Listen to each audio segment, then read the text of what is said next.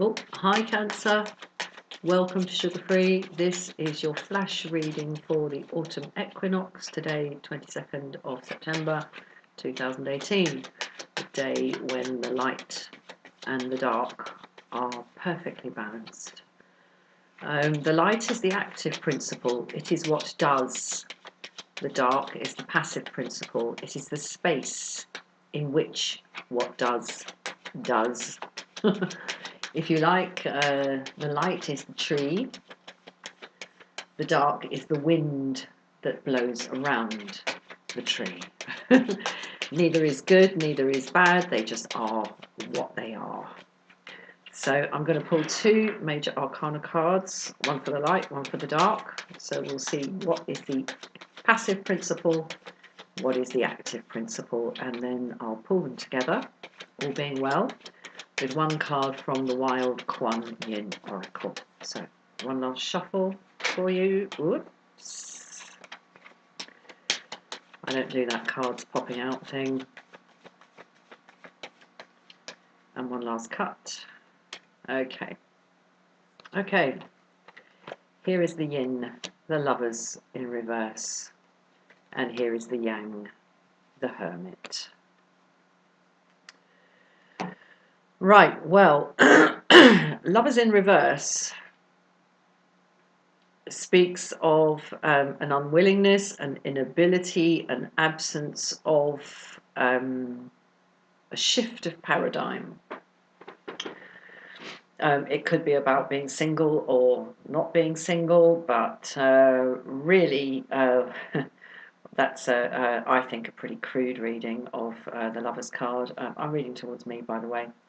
To my mind, what the Lover's card is really about is about the juxtaposition of choice and circumstance. Because you see here, we have the young man in the middle, ostensibly trying to decide between continuing as a son of his mother or becoming a husband of this young lady. So that's his kind of active, shall I, shan't I, what shall I do, which paradigm do I want to be in, energy. And above him, we have a force of nature that is about to shoot the arrow and force the circumstance. But here it's in reverse, so there's a feeling of stalemate and lack of change, and perhaps a discomfort around a sense of what you can change and what is being changed for you against or without your will. So that's the yin energy, that's the ground, that's the space, that's the dark principle, that's what's always there, that's the kind of the fundamental ground on which we find ourselves. The active principle here, the yang energy, is the hermit.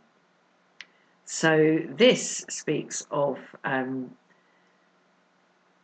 tapping in to your inner knowledge, your inner deep unmediated knowledge, unmediated by notions of what other people think or what other people require. You know, this hermit dude, he's off on his own. You know, there's a stage in every endeavour where that becomes necessary to turn the light, the lamp that he's holding here, inwards and see what's there. So that's the active principle on this equinox day, and they're perfectly balanced here. That's the nature of equinox. That's why I'm doing these readings today. I would say, were this Lover's card here in the yin dark passive space in the upright, there would be a real conflict going on here, but I don't see that. I don't see that. I see an active engagement with your own intuition, with your own instincts, with what you simply know yourself to know. And that's what comes to bear on any sense of stuckness or inner conflict about what's in your hands and what's out of your hands. The active principle that comes in is simply what you know yourself to know. And so, there's comfort here. There's balance. There's balance in these cards, and there's balance on this day between these two forces. I mean, darkness, the yin, cold, passive, dark side, and I don't mean the dark side as in evil. Neither one of these is good and neither one of these is bad. They're just very, very different. I mean, we tend to prefer the light because the light is what creates life. And we are a manifestation of that, so we rather like it. But it has to come from somewhere, and it comes from here. I can't remember where I was going with that, but yeah, there's balance here, and a sense of it not mattering whether things are in your hands or out of your hands. There's a letting go of whether that matters or not, because you know what you know. Let's get one from Kuan Yin. Just going to flick the pack, create a bit of space, create a bit of air.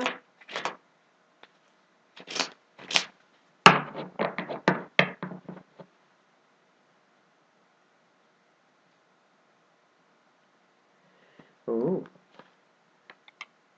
nice. Yeah, here we are.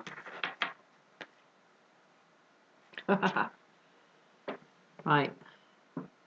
She tames by laying down the staff and rope.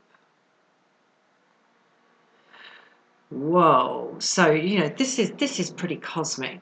This is pretty cosmic, Cancer. What she's doing is achieving what she wants by not trying. Okay, because what she wants is to tame the animals. She has to tame the animals. Can you see the sheep in the background? That's her flock. And she has to tame them in order to kind of keep hold of them. This little shepherdess, goddess entity here, Kuan Yin.